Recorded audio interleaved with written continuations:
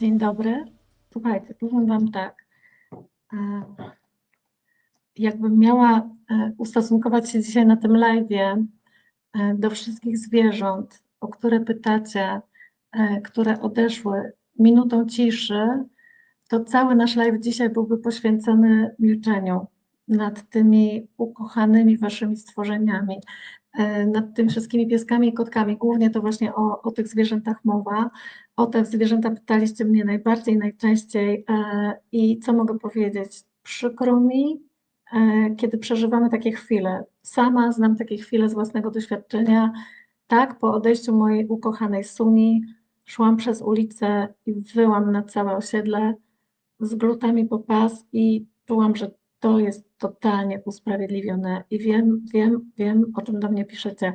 Jednak chcę powiedzieć, że my dzisiaj też na tym live'ie między innymi po to się spotykamy, żeby zrozumieć, że my mamy mieć dystans do tego, co się dzieje tutaj na Ziemi, że my mamy zrozumieć, że pewne rzeczy są naturalne, pewne rzeczy się dzieją i będą się wydarzały i jakkolwiek w danej chwili jest nam przykro, to rozpacz i rozważania o tym, co się wydarzyło lata temu, tak naprawdę biologicznego sensu dzisiaj już nie ma i my musimy sobie nad tym dzisiaj chwilę pomyśleć i z tego też dać sprawę. To takie będzie moje, wiecie, trochę tutaj nawoływanie, żeby stworzyć ten dystans, bo my, uważam, w zachodniej Europie przesadziliśmy. To czesanie piesków, kotków, te wystawy, cały przemysł, który opiera się właśnie o już nie tylko higienę zwierząt, ale właśnie o ich wygląd. To jest coś, co mamy naprawdę nieźle rozbujane. Jakby przyjechali do nas ci Chińczycy, co u siebie w kraju psy jedzą na co dzień, to by się złapali za głowę, że my potrafimy sprzątać po nich kupy. Zobaczcie, do czego my w ogóle tutaj doprowadziliśmy.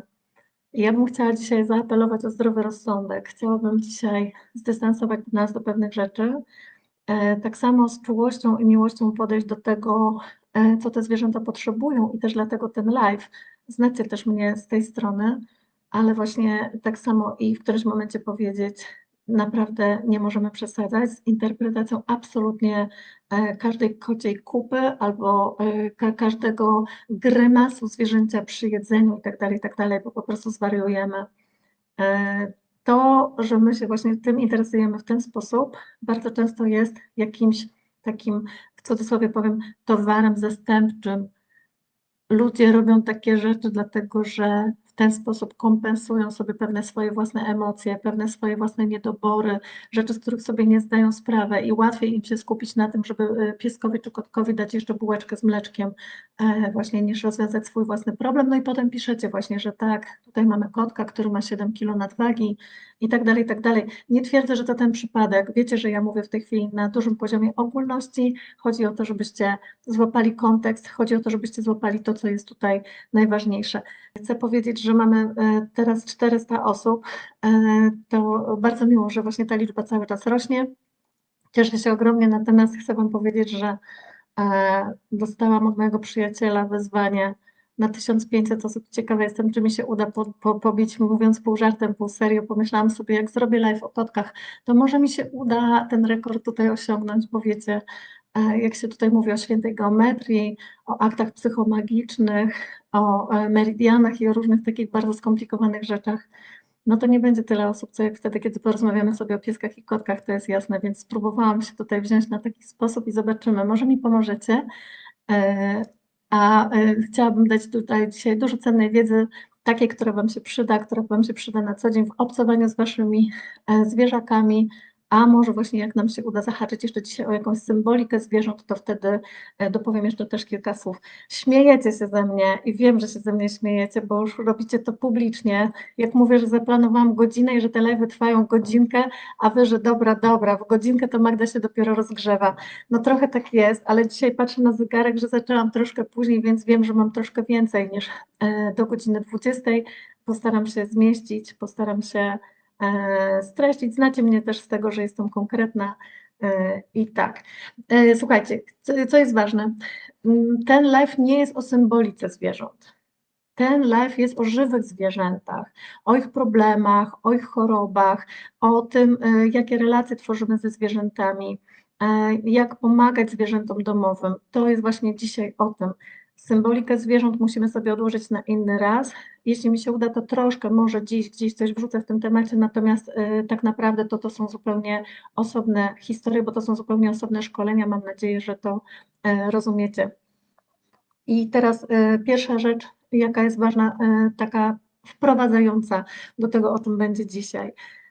Chciałabym nie odnosić się do konkretnych przypadków, konkretnych waszych zwierzątek, których imiona już poznałam, gatunki zwierząt, ale też i rasy psów. No, ras kotów to tutaj nie zauważyłam, chyba że ktoś podał, a ja jestem na tyle ignorantką, że tego nie wychwyciłam. Natomiast jeśli chodzi o niektóre rasy psów, to już to była dla mnie nowość. Chcę powiedzieć, że czy labrador, czy kawalier ma guzę mózgu, to dla mnie w biologii totalnej już nie ma takiego dużego znaczenia. Nie potrzebuję aż takich szczegółów, ale oczywiście jak chcecie, to piszcie. Może znajdziecie właśnie tutaj sympatyka labradora albo kawaliera. Natomiast ja będę się dzisiaj odnosić do Was tutaj z dużego poziomu ogólności. Chciałabym mówić takie rzeczy, które pomogą jak najszerszej grupie ludzi, czyli nie jestem w stanie odnieść się do każdego konkretnego przypadku, bo wiecie, że wtedy potrzebowałabym zadawać pytania o warunki domowe, o historię danego zwierzęcia, o to, kto był pierwszym właścicielem, jakie były historie, zanim dane zwierzę weszło tutaj do tego konkretnego domu, w którym przejawia się problem, w którym przejawiła się jakaś choroba i właśnie tutaj trzeba o tym teraz porozmawiać.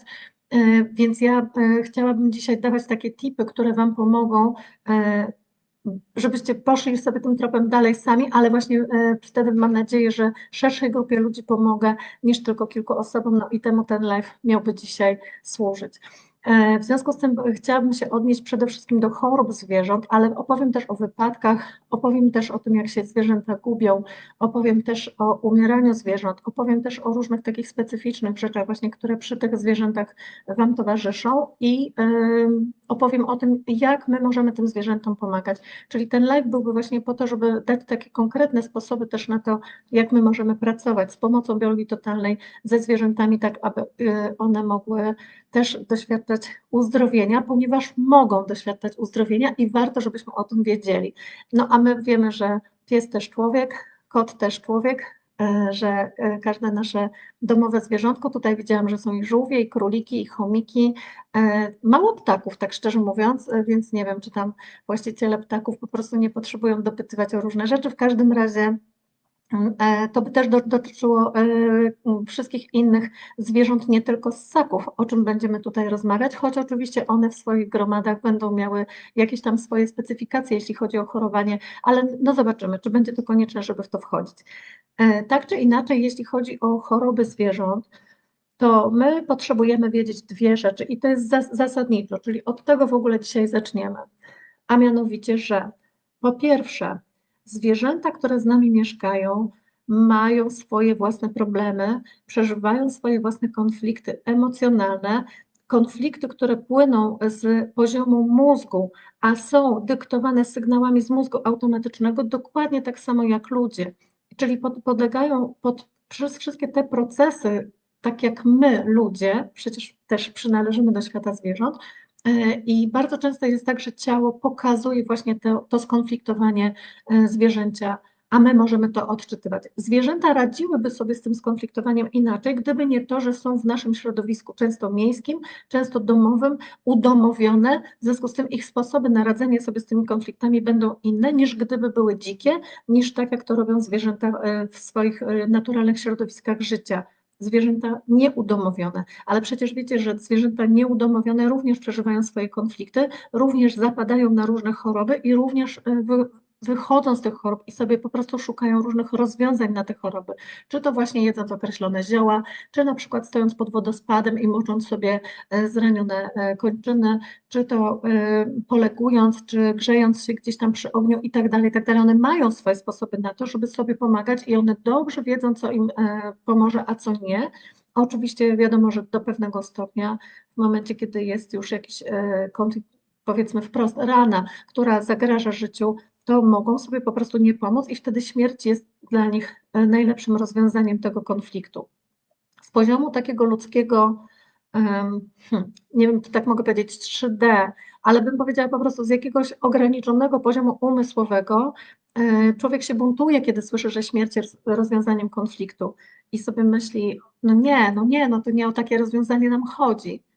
Jednak jak wejdziemy na ten poziom wyżej, na ten poziom duchowy, to rozumiemy, że tak naprawdę to dusza ma nas, to dusza, która się tutaj wciela, ma ciało, a nie ciało ma duszę. To dusza jest nieśmiertelna, a nie ciało. To o ciało musimy dbać bardziej niż o duszę. Dusza sobie poradzi. Dusza nie ma z tym problemu, żeby odradzać się co chwila. Dusza nie ma problemu z tym, że my mamy tutaj na Ziemi po kilka tysięcy wcieleń, tylko oczywiście jest kwestia naszego umysłu, a więc też i ego w jakimś stopniu można powiedzieć, czy przyjmie tą informację, czy zaakceptuje fakt inkarnacji, czy nie. No i tutaj ja już Was z tym zostawiam, bo to jest kwestia pewnych przekonań osobistych, kwestia pewnych wierzeń, kwestia być może nawet i religijna w niektórych przypadkach, w którą ja wnikać nie mogę. Mogę tylko powiedzieć, że jeżeli ktoś nie przyjmuje informacji o duszy, a są takie osoby i to też jest ok, to wtedy będzie rozumiał śmierć jako coś ostatecznego. I wtedy zrozumie, że po prostu konflikt się skończy samoistnie w chwili śmierci, siłą rzeczy i po prostu nie będzie już nigdy więcej rozwiązywany, bo śmierć jest ostatecznym rozwiązaniem. Natomiast osoby, które wierzą w duszę, albo po prostu wiedzą, że dusza jest, które ją czują, które z nią pracują, gadają, które coś tam wiedzą więcej na ten temat, to są osoby, które rozumieją, że nawet jeśli tu w tym wcieleniu nie udało się ostatecznie rozwiązać konfliktu w taki sposób, żeby właśnie udało się doprowadzić do pełnego uzdrowienia, to może to być możliwe w następnym wcieleniu i w kolejnym, bo tak właśnie inkarnujemy po to, żeby te konflikty swoje progresywnie rozwiązywać.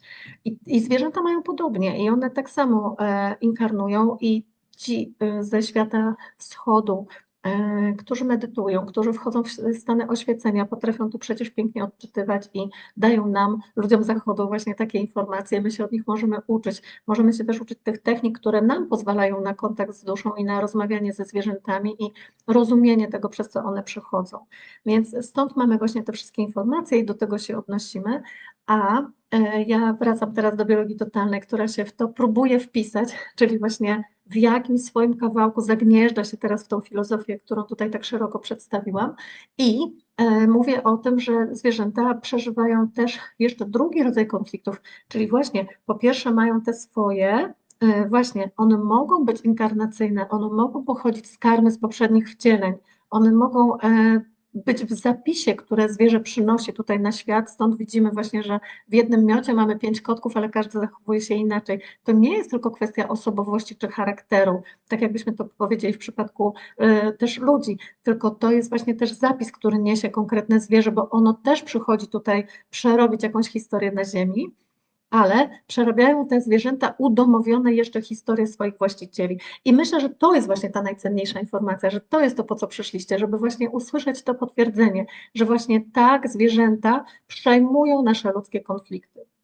Że to nie jest przypadek, kiedy takie zwierzę trafia do naszego domu, do naszego mieszkania, do naszego gospodarstwa domowego, bo możemy poszerzyć to, wiecie też o zwierzęta gospodarskie. To nie tylko musi być kotek czy piesek, to mogą być konie, to mogą być krowy, to mogą być świnie, to mogą być króliki, to mogą być inne zwierzęta. I też pytanie, dlaczego akurat takie zwierzę trafia albo inne, choć oczywiście jak powiemy o jakiejś tam fermie kurzej, gdzie jest, nie wiem, 4000 kur, czy nie wiem, gęsi, kaczek i tak dalej, no to już tutaj ja bym się nad każdym pojedynczym zwierzątkiem osobiście nie zastanawiała, ale pewnie gdyby chcieć to zrobić, to by można. Natomiast w przypadku takiego jednego pojedynczego zwierzęcia, tym bardziej możemy zaobserwować, w jaki sposób to zwierzę wchodzi z nami w relacje, w jaki sposób my wchodzimy i tworzymy relacje z takim zwierzęciem i co się tutaj zaczyna rozgrywać między nami. No i całe spektrum różnych historii, które właśnie tutaj opisujecie, które właśnie tutaj pokazujecie w tych swoich pytaniach pod moim postem, kiedy prosiłam właśnie, żebyście napisali, z czym się borykacie, kiedy właśnie chciałam się zorientować, w czym mogę Wam pomóc. Tak, to jest właśnie sposób budowania relacji między nami jako jedno, natomiast to oddziaływanie, czyli właśnie to spotkanie się tych dusz tutaj właśnie, akurat tych domowników, z akurat tym zwierzęciem jest czymś bardzo ważnym i czymś rzutującym później na zdrowie zarówno tego zwierzęcia, jak i nas wszystkich właśnie właścicieli tego zwierzęcia w domu. Dlatego też patrzymy właśnie na to, że zwierzęta potrafią chorować z naszego powodu. Czy, czy my się mamy czuć winni, że one przez nas chorują? Nie, absolutnie nie. I jeśli ktoś ma takie poczucie winy, że pies albo kot właśnie wziął coś na siebie i widać po prostu, że właściciel ma insulinooporność, a zwierzę choruje na cukrzycę, więc po prostu 1 do 1, tu też ktoś tak pisał, mamy po prostu przełożenie i związek tych chorób i przecież widzimy, że to jest nierozerwalne. Widać gołym okiem. A jeżeli mamy poczucie winy, to ja odsyłam do swojego webinaru o poczuciu winy. To jest absolutnie do wykasowania, bo to po pierwsze jest bardzo destrukcyjny stan, po drugie niczemu nie służy, po trzecie jest biologicznie bezsensowny, czyli nie pełni żadnej funkcji i należy po prostu to rozwiązać.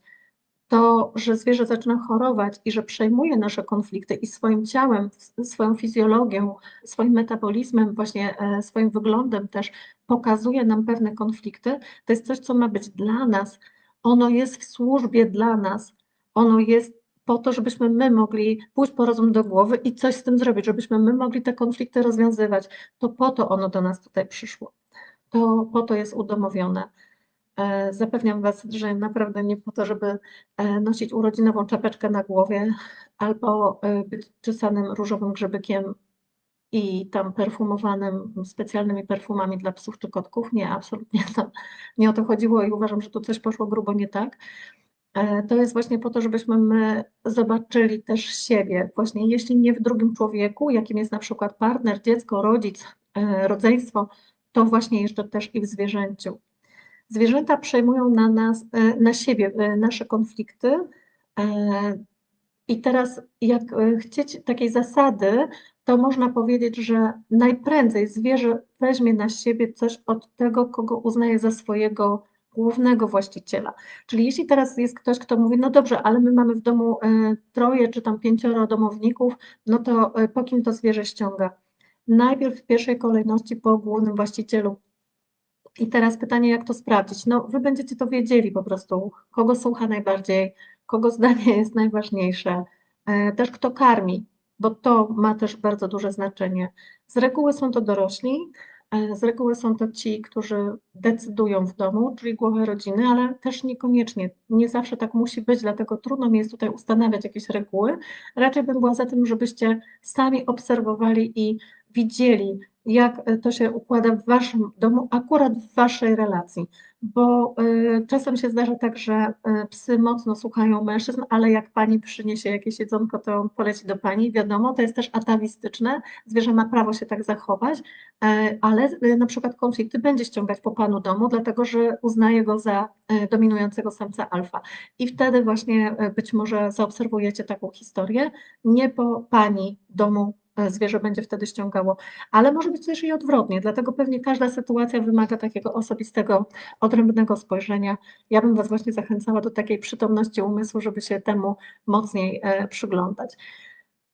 I teraz, jak pytacie mnie o choroby zwierząt, jak pytacie mnie na przykład o to, dlaczego zwierzę ma chorą trzustkę, dlaczego zwierzę ma chore nerki, dlaczego skórę, dlaczego zaćmę na oczach, na oku. O co tam jeszcze były pytania? O guzy mózgu, o choroby z pęcherzem moczowym. To ja powiem, interpretacja tych chorób u zwierząt jest dokładnie taka sama, jak interpretacja tych chorób u ludzi, ponieważ tak naprawdę to u nas interpretacja tych chorób jest taka sama jak u zwierząt, a nie odwrotnie, bo jeszcze raz tworzymy wspólny świat i w związku z tym, że nasz mózg automatyczny kieruje sygnały do naszego mózgu, do konkretnych ośrodków, które zawiadują konkretnymi organami czy tkankami, będącymi podporządkowanymi pod konkretne listki zarodkowe, z których się wywodzą. Tutaj wiem, że używam takiej terminologii, którą jedni mogą znać, drudzy nie. To my rozumiemy, że te sygnały są kierowane do ciała w sposób nieprzypadkowy i naprawdę każda komórka, każda tkanka, która jest dotknięta jakąś dysfunkcją, która ulega jakiejś zmianie, czy to genetycznej, czy metabolicznej, czy biochemicznej, na końcu anatomicznej być może, to jest właśnie coś, co się odbywa w sposób nieprzypadkowy. To się dzieje dzięki temu, że płynie najpierw sygnał z pola informacyjnego i on przechodzi przez naszą neurologię i jest dokładnie zapisywany w ciele w określonym miejscu. Więc czy to będzie mózg anatomicznie człowieka czy zwierzęcia, to już tutaj nie ma znaczenia. Po prostu są konkretne ośrodki. Mamy tutaj ten rdzeń, pień mózgowy, mamy móżdżek, mamy istotę białą, istotę szarą mózgu, czyli 4 takie główne części mózgu, które wyróżniamy tu w biologii totalnej ze względu na swoje funkcje, jakie pełnią, bo oczywiście jeśli chodzi o anatomiczny podział mózgu, to jest on trochę inny i wiecie, że tych części i tych ośrodków w mózgu też jest dużo więcej, ale ja nie o tym. My mówimy właśnie tutaj o tych 4 głównych częściach, które po prostu będą zawiadywać naszymi tkankami, tymi organami, narządami na obwodzie naszego ciała. I teraz ja nie jestem w stanie dzisiaj rozwinąć się na temat wszystkich chorób zwierząt, bo to jest niemożliwe, ale jak znacie mój webinar o trzustce, no to on jest nawet w ogóle za darmo u mnie na stronie w sklepie. To proszę, ci, którzy mają problem, że pies ma jakieś kłopoty z trzustką, niech sobie posłuchają webinaru o trzustce, bo tam są informacje zarówno o tym, co się dzieje na poziomie tkankowym, czyli o głównym konflikcie trzustki, jak i informacje o tym, co się dzieje z trzustką i co trzustka nam potrafi pokazać na poziomie metaforycznym, czyli tym symbolicznym, tym właśnie takim, gdzie mamy to przeniesienie z konfliktu takiego ludzkiego na tkankę. Ja zawsze swoje webinary prowadzę w ten sposób, żeby pokazać wszystko, co się dzieje w bazie, a potem jeszcze, żeby pokazać, jak mózg może interpretować różne konflikty natury intelektualnej z takiego poziomu abstrakcyjnego, kiedy tak naprawdę to najlepszy przykład, jak ktoś mówi właśnie, że ciągle ma zarysowany samochód. No i jak to sprawi? No, co ma mózg automatyczny do tego, że ktoś rysuje samochód? Przecież my nie mamy tutaj lakieru na naszej powłoce, ale jednak my możemy zrobić to przeniesienie i rozumiemy, że to będzie dotyczyło naszej skóry, że to dotyczy naszej relacji z otoczeniem i tak dalej, czyli umiemy to zrobić i umiemy to zinterpretować. Tak samo jak interpretujemy sprzęty domowe i to, że one się potrafią zepsuć, tak samo interpretujemy wszystko to, co dzieje się na poziomie behawioralnym w naszym życiu. Więc to, co dzieje się na takim poziomie, bym powiedziała, abstrakcyjnym, poza konfliktem biologicznym, jeśli jest konfliktem i konfliktuje nas na wyższym poziomie, mózg automatyczny będzie zobowiązany pokazać nam też w ciele i będzie szukał takich miejsc, do których mu najbliżej z interpretacją danego konfliktu. I teraz w momencie, kiedy macie problem u zwierzęcia, że choruje wątroba, odsyłam do webinaru o wątrobie i wszystko, co jest wtedy tam, w takim webinarze, to jest coś, czemu należy przyjrzeć się jakby z 2 stron. Czyli daję teraz dobrą radę wszystkim właścicielom zwierząt domowych.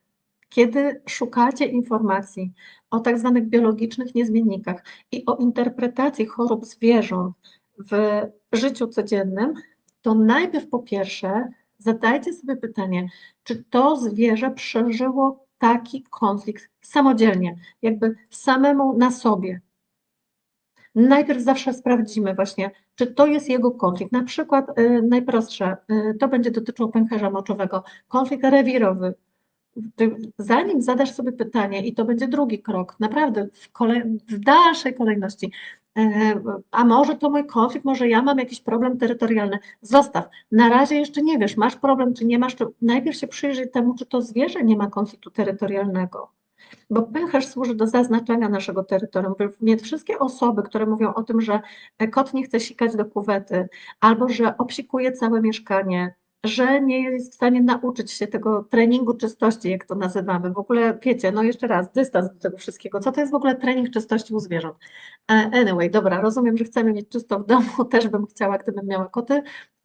Nikt nie lubi mieć 9 kotów i obsranego garażu, wiadomo, jasna sprawa, ale my musimy po prostu zobaczyć, co te koty nam pokazują. Więc jeśli one są skonfliktowane, to my po prostu nie wyrobimy w nich treningu czystości, bo to po prostu nie będzie możliwe. One muszą same czuć, że one mają swoje miejsce w danej przestrzeni, czyli one muszą mieć poczucie, że mają swój rewir, czyli z nikim nie konkurują o swoje terytorium. I teraz, jeśli właśnie mamy jakiś taki kłopot, że zwierzę, no właśnie, cały czas, nie wiem, sika do butów, czy wchodzi właścicielowi do łóżka, bo znam też takie przypadki, i sika w łóżku, tylko w łóżku, że nie chce właśnie stosować się do tej kuwety, czy wychodzić na spacer, tutaj bardziej mówię w przypadku psów, to zastanówmy się właśnie, jakie to zwierzę może mieć swoje problemy terytorialne w tu i w teraz i oczywiście łapiemy ten moment, od kiedy się to zaczęło, czyli sprawdzamy ten pierwszy punkt na linii czasowej, Kiedy zwierzę zaczęło się tak zachowywać? Jeśli zawsze się tak zachowywało, no to oczywiście sięgamy początków życia tego zwierzęcia, a może nawet i ciąży i życia prenatalnego, żeby zobaczyć po prostu w czym wyrasta. Bowiem chcę powiedzieć, że nie ma czegoś takiego jak złośliwe zwierzęta.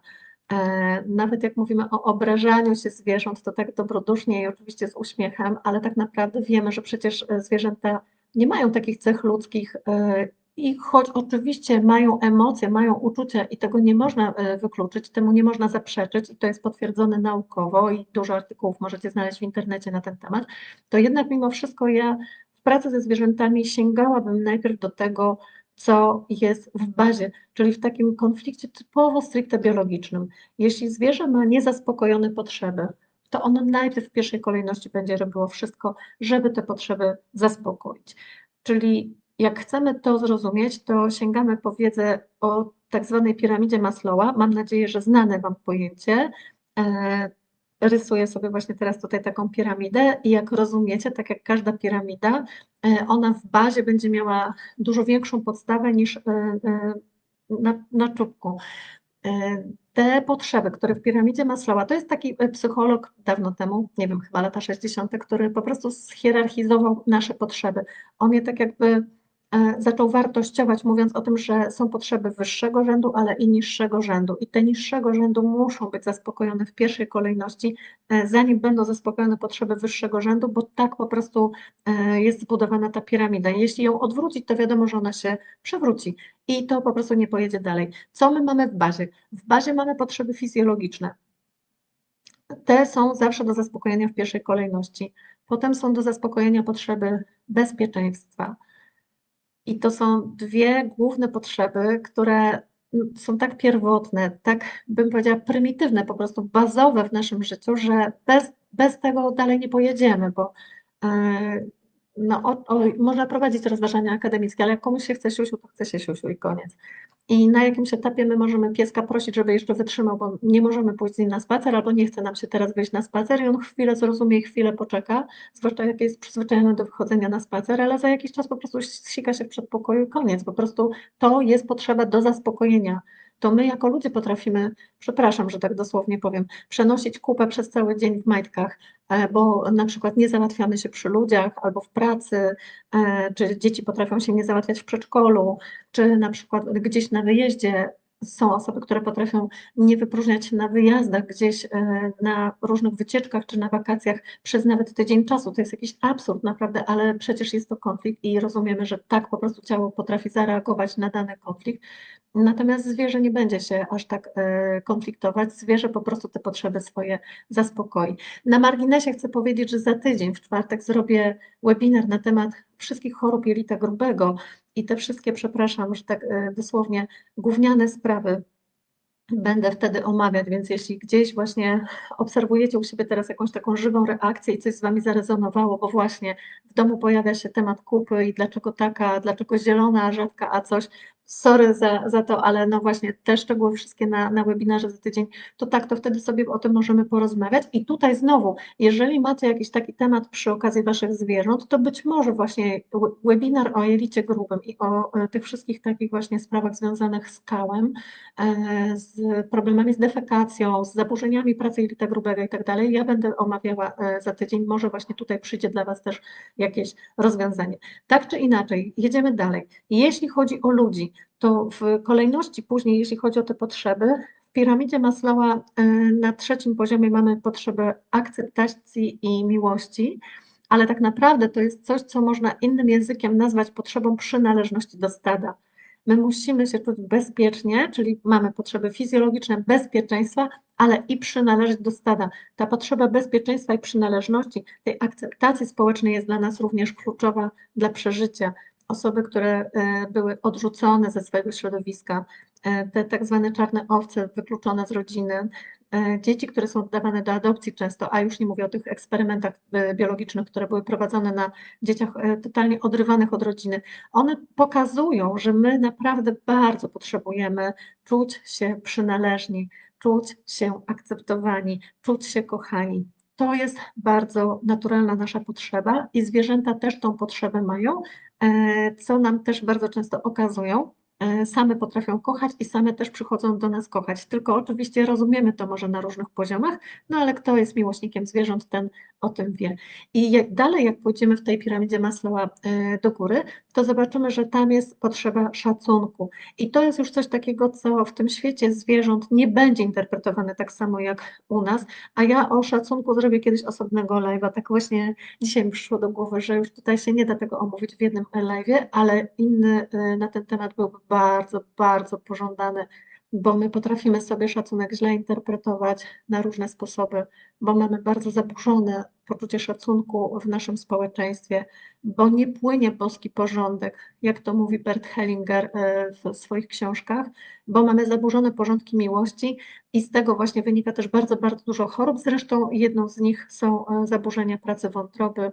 Wszędzie tam, gdzie brakuje szacunku, tam jest problem z wątrobą, a gdzie tylko jest problem z wątrobą, tam zawsze należy przyjrzeć się szacunkowi i temu, co się dzieje wtedy, kiedy go brakuje, gdzie pojawia się gniew, gdzie pojawia się pogarda, wzgarda, gdzie pojawiają się różne zachowania bierno-agresywne i tak dalej, no to już jest jakby pochodna po prostu tego, że tam, gdzie nie ma szacunku, my potrafimy zaburzać też poziom relacji międzyludzkich. Nie rozwodzę się na ten temat dzisiaj, wrócę do tego następnym razem, gdzieś zrobimy sobie takiego live'a. Jeśli chcecie w ogóle takiego live'a i temat Was interesuje, to mi tu napiszcie w komentarzach, a ja oczywiście jak zawsze po naszym live'ie sobie do tego zajrzę i doczytam. W każdym razie, później gdzieś jeszcze w tej piramidzie Maslowa wyżej mamy tą potrzebę samorealizacji, samospełnienia, takie potrzeby duchowe, które są bardzo, bardzo ważne. Gdzieś w międzyczasie potrzeby estetyki i piękna, to właśnie są potrzeby nasze ludzkie. Tak jak mówię, w świecie zwierząt już one tak nie będą za bardzo występować. Zwierzęta by miały, mówiąc naszym językiem, trochę mniejszą tą piramidę, my ją mamy trochę bardziej rozwiniętą.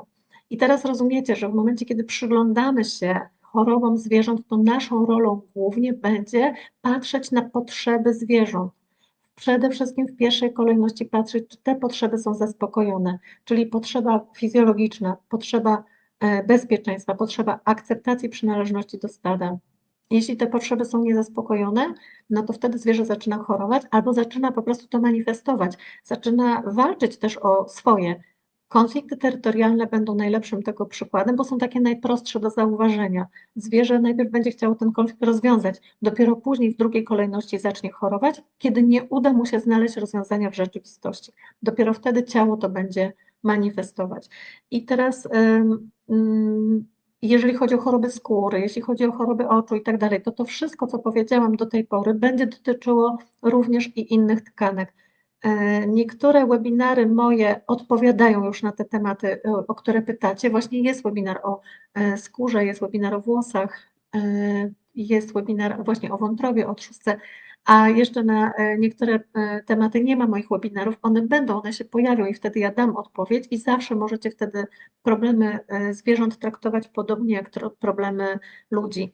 To jest w zasadzie tożsame, jeśli chodzi o sam poziom konfliktów biologicznych i tak zwanych biologicznych niezmienników, to tutaj nie będzie żadnych różnic. Natomiast w tej drugiej kolejności będziemy patrzeć na to, że zwierzę ściąga konflikt po człowieku. I teraz właśnie w momencie, kiedy wyeliminujemy możliwość przeżywania jakiegoś konfliktu przez zwierzę, że ono samo coś przeżywa bardzo mocno, to wtedy możemy się zastanowić, ok, to nie zwierzę ma ten problem, to my w domu mamy ten problem. Aha, zwierzę ma zaćmę, traci wzrok, ale wiemy, że oko jest pod kontrolą wątroby, więc jeżeli ktoś traci wzrok, to znaczy, że ma osłabioną wątrobę.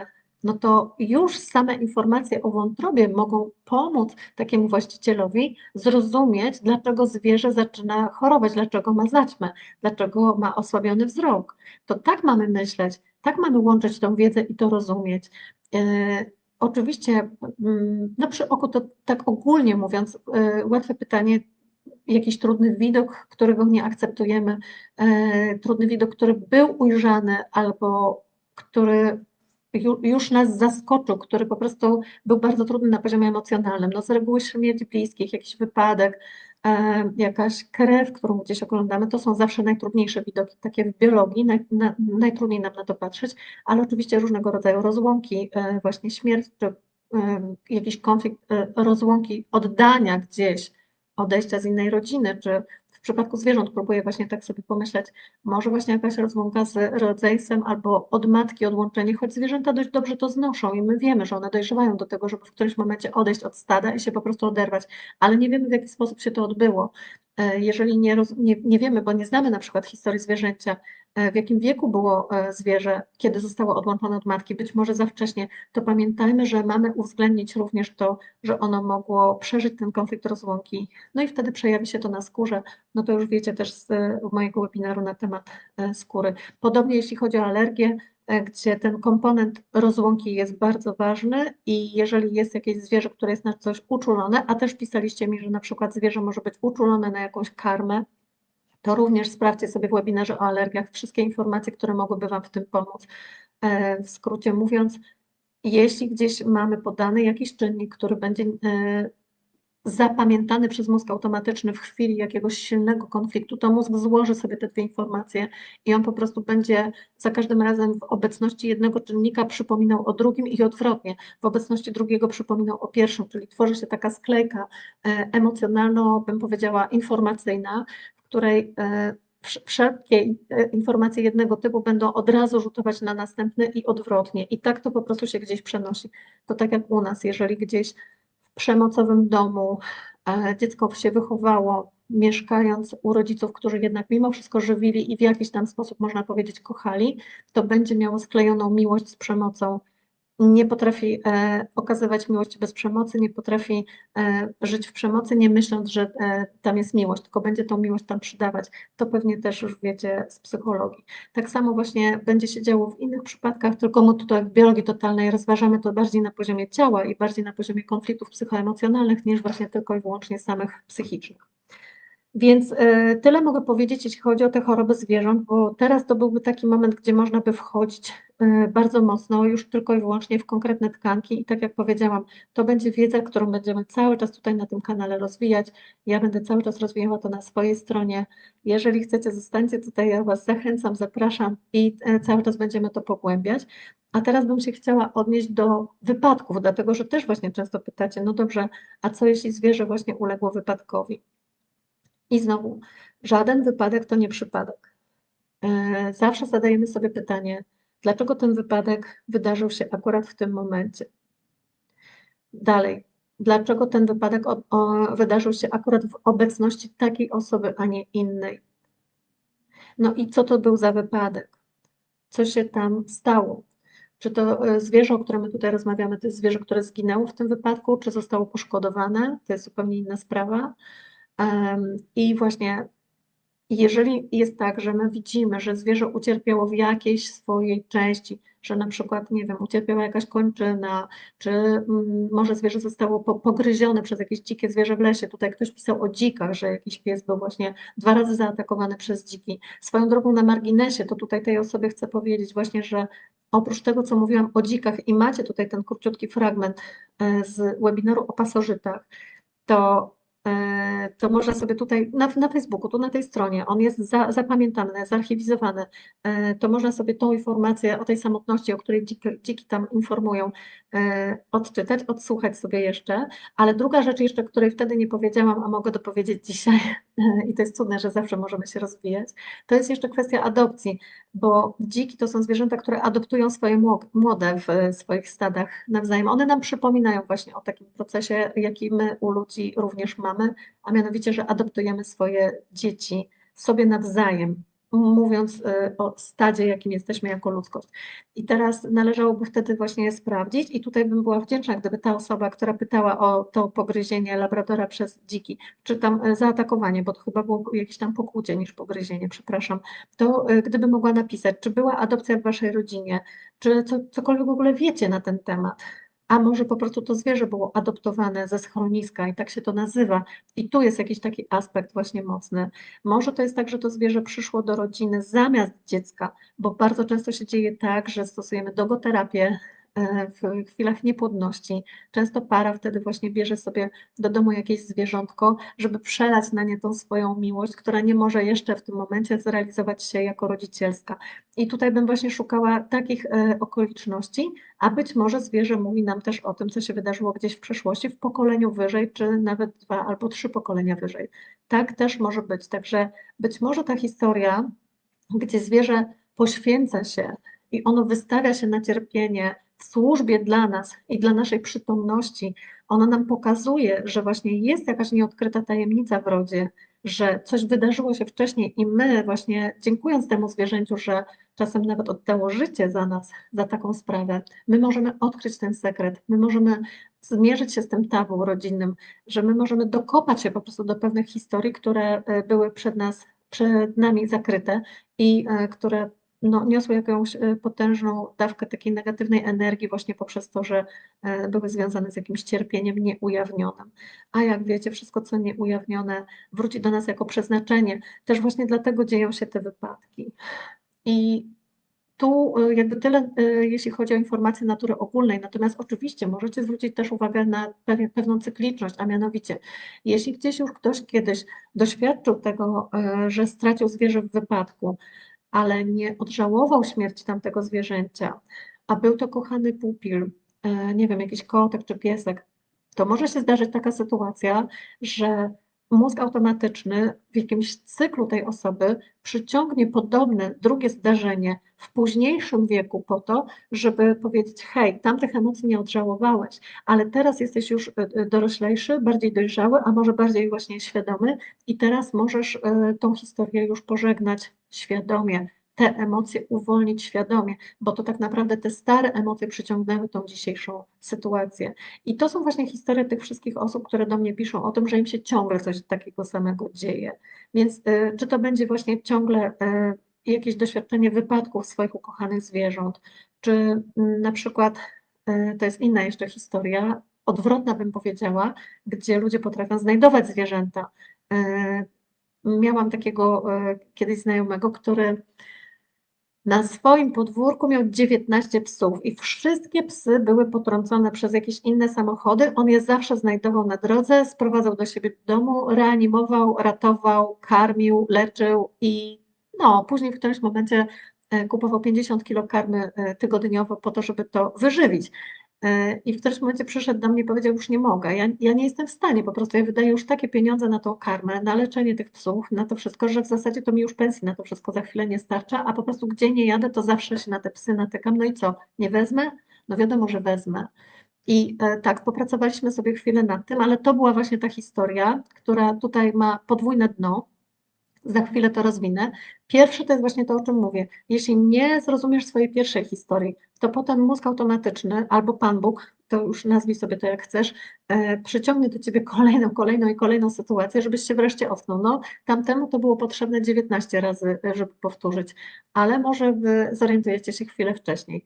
U nas na podwórku, na naszym osiedlu mieszka taka pani, która opiekuje się i karmi wszystkie bezpańskie koty. Tych kotów jest chyba już w tej chwili 17. Ja osobiście tej pani tak nie znam do końca, natomiast wczoraj szłam z moim dzieckiem na spacer i właśnie widziałam, jak on się wita. No to oni po prostu jak starzy znajomi, okazuje się, że już o tych kotach rozmawiali nieraz. I ta kobieta znajduje te koty wszędzie, na śmietniku, ale w śmietniku gdzieś tam wrzucone, w jakimś kartonie ludzie wynoszą te kotki i tam właśnie też je znalazła. I podobno ostatnio wzywała Straż Miejską tutaj, żeby, czy nawet Straż Pożarną, żeby rozbić jakiś murek, bo kotek wpadł za murek, no i trzeba było właśnie ten murek zburzyć, żeby tego kotka ratować. Więc powiedzcie mi, dlaczego ja nigdy w życiu na tym samym osiedlu, mieszkając tutaj ponad 5 lat, nie zauważyłam żadnego bezdomnego kotka. Dlaczego do mnie te koty nie przychodzą? Dlaczego mi się to nie dzieje?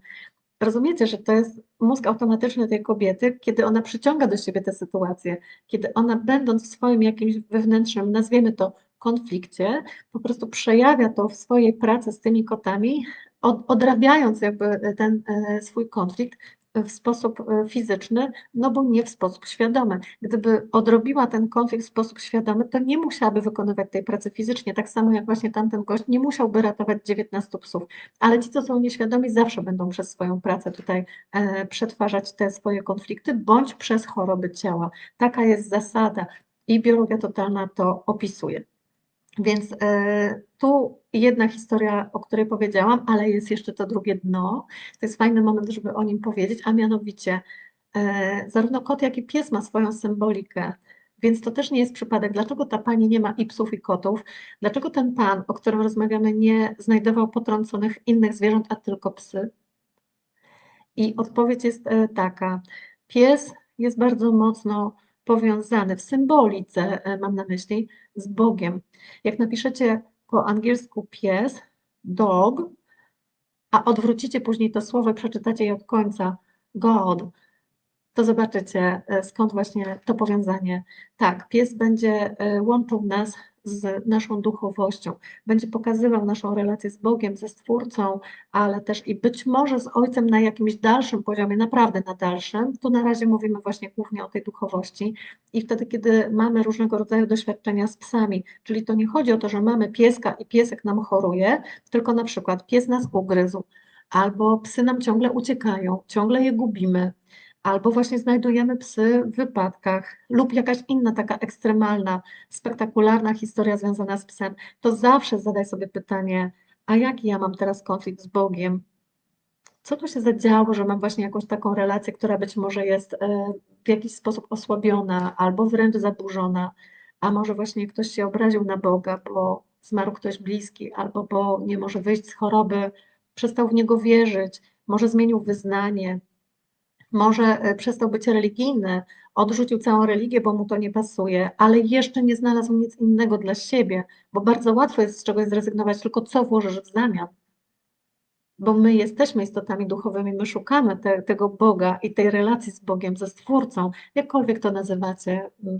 Natomiast czasem jest tak właśnie, że ta religijność, że ta kościelna strona Boga nam zaczyna przeszkadzać. Są takie osoby, a jeszcze właśnie nie pojawiło się nic w zamian. Oczywiście są osoby poszukujące, które sobie tutaj wstawiają różne ścieżki. To może być ścieżka zen albo buddyzmu, ścieżka medytacji, ścieżka różnych innych religii albo jakiejś filozofii wschodu i tak dalej, i tak dalej. Często podróże spełniają tą funkcję, ale często jest tak, że my po prostu zanim dokopiemy się do tego, o co tak naprawdę chodzi w tej relacji z Bogiem i w tym takim poczuciu łączności ze Stwórcą i ze źródłem, z którego czerpiemy swoją energię, to po prostu mijają lata. A w międzyczasie możesz być człowieku skonfliktowany i te psy właśnie, z którymi są różne przygody, mogą Ci właśnie o tym przypominać. To jest jeśli chodzi o symbolikę psa, natomiast jeśli chodzi o symbolikę kota, to oczywiście na zasadzie odwrotności, pewnie już się tutaj trochę domyślacie, kot będzie bardzo mocno symbolizował naszą relację z matką. Nawet nie mówię tu matka ziemia, tylko taka matka, nasza rodzicielka, która nas żywi i karmi, bo mówi się, że w przyrodzie nie ma lepszej matki niż kocia matka, że nikt się swoimi młodymi tak nie opiekuje jak kotka, to chyba fakt. Generalnie kotowate, więc możemy tutaj mówić o tygrysach, o lwach, oczywiście to cudnie. Natomiast no, rzadko mówimy o zwierzętach domowych, takich jak tygrysy czy lwy, więc o naszych kotkach. I teraz, jeśli ktokolwiek ma jakieś problemy z kotem i znowu nie na zasadzie, że ma kotka, ale mu choruje, tylko właśnie albo jest uczulony na kota, albo kot go gdzieś tam kiedyś pogryzł czy podrapał, albo właśnie do innych domowników przychodzi, a do niego nie przychodzi, albo znajduje te bezpańskie koty i tak dalej, to proszę niech zada sobie pytanie, jaką ma relację z mamą, ze swoją matką biologiczną, ale być może też i z matką, która weszła w zastępstwo. Może jest jakaś inna matka, która pełniła funkcję mamy w życiu takiej osoby. Może właśnie matki biologicznej zabrakło, może zmarła przy porodzie, może wyjechała, może po prostu nie była w stanie podjąć tych swoich obowiązków macierzyńskich, może oddała do adopcji. Może jest jakaś jeszcze inna historia. Są historie, kiedy kobiety czasem porzucają swoje dzieci, żeby odejść z innym mężczyzną. To też jest bardzo ciekawe, bo to jest coś, o czym rzadko kto wie, a ja tego uczę, a mianowicie, że tak się dzieje wtedy, kiedy mężczyzna, z którym kobieta się związuje, byłby zagrożeniem dla tych młodych, byłby zagrożeniem dla dzieci, dlatego że w przyrodzie samce potrafią zagryźć młode innego samca po to, żeby pokryć samicę swoim nasieniem i żeby ona wydała na świat młode, które będą z jego genów. I teraz rozumiecie, w momencie, kiedy kobieta, powiedzmy, rozstaje się ze swoim poprzednim partnerem, z którym ma dzieci, albo ten partner umiera, ona sama nie jest w stanie się tymi dziećmi zaopiekować i przychodzi jakiś inny, to często jest tak, że on jej daje ultimatum, albo on, albo dzieci. Tak się czasem zdarza. Nawet jeśli tego nie wyrazi słowami, no to po prostu czujemy, że tutaj taka historia będzie. I kiedy ona wybiera dzieci, no to on odchodzi, to się musi rozpaść i pod byle jakim pretekstem, kochani, to tutaj pretekst już nie będzie miał znaczenia. Ale czasem jest właśnie tak, że kobieta zostaje z tym mężczyzną. To się dzieje najczęściej wtedy, kiedy będzie prokreować i kiedy będzie duża szansa, że wyda na świat z nim kolejne potomstwo. I wtedy to musi zostawić, bo wie, że tamten by te młode zagryzł. Oczywiście czasem jest tak, że pojawia się inny mężczyzna, który nie zagryzie tych młodych, tylko wejdzie w tą funkcję ojcowską jako ojczym i będzie pełnił dobrą opiekę nad tymi dziećmi i wtedy cudownie, jeśli w ogóle taki układ się dzieje, kiedy on je tak jakby, no właśnie przyjmie i zaakceptuje do swojego stada, wtedy kobieta nie musi stać w takim wyborze. Ale ponieważ życie pisze różne scenariusze, to opisuję też i ten, bo myślę, że może tutaj się to komuś bardzo przydać, rzadko kiedy właśnie mamy takie informacje. Więc teraz z różnych powodów może być tak, że zabraknie tej naszej matki w życiu i wtedy właśnie kot, który do nas, do domu przychodzi, będzie symbolizował to pragnienie matki w naszym życiu, tej czułości, tej miłości, tego takiego wylizania, wiecie, tego takiego mruczenia, tego wszystkiego właśnie takiego ciepłego, co ta kocia mama może tym swoim maluchom dać. I czasem jest tak, że gdzieś w którymś momencie nagle włącza się komuś taki dzwoneczek i słyszę właśnie ten głos, mówi, ja chcę kotka, nie? Właśnie dzisiaj, teraz, tutaj ma być kotek. No okej, to może być właśnie ta historia, że to jest w cyklu gdzieś jakoś tak na linii czasu umiejscowione, że odtwarza się po prostu konflikt braku tej mamy i tej jej czułości z jakiegoś okresu w dzieciństwie czy w przeszłości. To też nie jest nic złego, żeby sobie wziąć kota, jeśli właśnie ta relacja jest nieuzdrowiona, to właśnie obcowanie z kotem może tą relację uzdrawiać na co dzień. Natomiast oczywiście my jesteśmy tu w biologii totalnej od tego, żeby stać na straży świadomości i aby rozumieć, że to nie dzieje się bez powodu, że nagle ktoś sobie sprowadza kota do domu, czy że nagle dziecko przynosi kotka z podwórka, bo znalazło. To zawsze jest nieprzypadkowe i zawsze należy się przyjrzeć temu, dlaczego akurat w tym momencie, bo jeden się zainteresuje takim kotkiem na podwórku, a drugi nie. Jeden sprowadzi tego kotka do domu, drugi nie, więc dlaczego to dziecko ma taką potrzebę? I abstrahując tutaj od tych układów karmicznych, że być może właśnie ktoś odnalazł w tym kotku swoją bratnią duszę, bo to już jest nauka z duchowości i już się nie łapie na biologię totalną, to sprowadzając to do biologii totalnej, sprowadzamy to po prostu do rozwiązania konfliktów z matką i należy przyjrzeć się, jaka ta relacja tego dziecka konkretnego z tą mamą w danej chwili jest. I to tyle, jeżeli chodzi o to, z jakiego powodu my wybieramy sobie tutaj do domu albo psa, albo kota. Często to jest wymiennie i wiecie, ludzie dzielą się na dwie grupy. Na tych, którzy kochają psy i na tych, którzy kochają koty i często jest tak, że jedni drugich nie rozumieją, ale oczywiście jest też taka grupa ludzi, która ma i psy, i koty, no to już wiecie, co to znaczy. Do zrobienia zarówno relacja z ojcem, jak i z matką, czyli po połowie, ale oczywiście też nie twierdzę, że tam są konflikty. To może być tak, że ktoś już te konflikty ma dawno zrobione, a po prostu tu generuje miłość i generuje różne sytuacje takie, które jeszcze tą relację będą w jakiś sposób wzmagać. Oczywiście w momencie, kiedy mamy tutaj dużą rodzinę i wielu domowników, no to wiadomo, że każdy może mieć swój konflikt, jeden z matką, drugi z ojcem, ten chce jeszcze królika, ten żółwia, ten coś tam. No i teraz właśnie pytanie, co sobie każdy rekompensuje, jaką potrzebę zaspokaja właśnie poprzez to obcowanie z takim, a nie z innym zwierzęciem. To są właśnie zawsze bardzo, bardzo ciekawe historie. Przy króliku bym popatrzyła sobie na czujność, na takie poczucie zagrożenia, na taką dużą delikatność, łagodność, być może nawet na wrażliwość, nadwrażliwość. To są właśnie takie cechy, które sprawią, że ktoś właśnie przyciągnie do siebie akurat króliczka, a nie inne zwierzątko. Natomiast jeśli chodzi o żółwia, no to rozumiecie, ma skorupę, raczej się tam w niej chowa, nie żeby był jakiś bardzo, bardzo towarzyski, tylko raczej tryb samotniczy, a przynajmniej w przyrodzie. I teraz dlaczego ktoś ma taką potrzebę właśnie żeby mieć żółwia, a nie inne zwierzę. Jeśli chodzi na przykład o papugi, to też możemy powiedzieć o budowaniu relacji społecznej. Papugi uczą nas komunikacji międzyludzkiej, uczą nas budowania tej relacji, uczą nas tego, jak się porozumiewać z innymi, jak się porozumiewać za pomocą słowa, jak używać też słowa bez przemocy. Właśnie, jeśli jest jakiś taki temat, no to wtedy właśnie ktoś sobie bierze papugi, często nie tylko jedną, ale jeszcze ich więcej. No i tutaj oczywiście papuszki nierozłączki, więc to też jest jakiś kolejny temat, jeśli właśnie tutaj ktoś bierze takie papuszki w parze. Okej, dobra, bo nie żebym teraz interpretowała wszystkie zwierzątka, tylko tak Wam pokazuję, jak można do tego podejść. Tak właśnie bym się chciała po prostu po troszku poślizgać po temacie. Patrzę sobie, ile Was jest, patrzę, że piszecie na czacie tutaj. Dobrze, ja sobie do tego wszystkiego zajrzę później, bo ten czat tutaj jest naprawdę mały. Tam trzy czy cztery rzeczy widzę w jednym momencie. Okej, dobra. Kochani, mam nadzieję, że jeśli chodzi o wypadki, to wyjaśniłam, że teraz możemy przejść dalej. Ktoś zapytał o gubienie się zwierząt. No, ja rozumiem, jeśli tam zwierzę zgubi się raz, to drugi tam na spacerze, to nie jest jakiś temat, ale jeśli to się dzieje zawsze, to ja rozumiem, że to już jest coś, czemu się należy przyjrzeć i świadoma osoba taką rzecz zauważa, więc gratuluję, bo jest zauważone i w tym momencie przyglądamy się.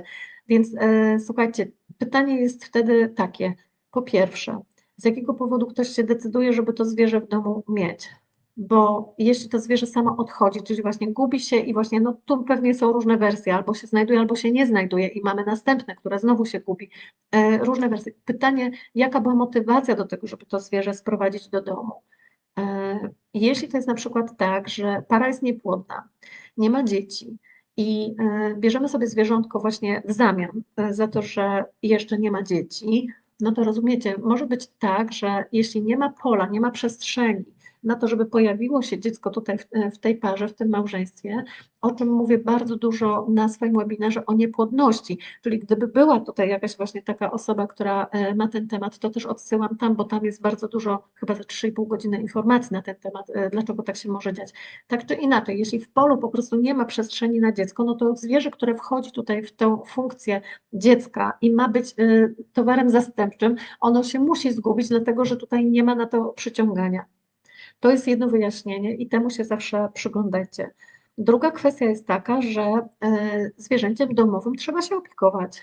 I teraz pytanie, czy mamy zgodę wszystkich osób, które będą się tym zwierzęciem opiekować, na to, żeby się nim opiekować?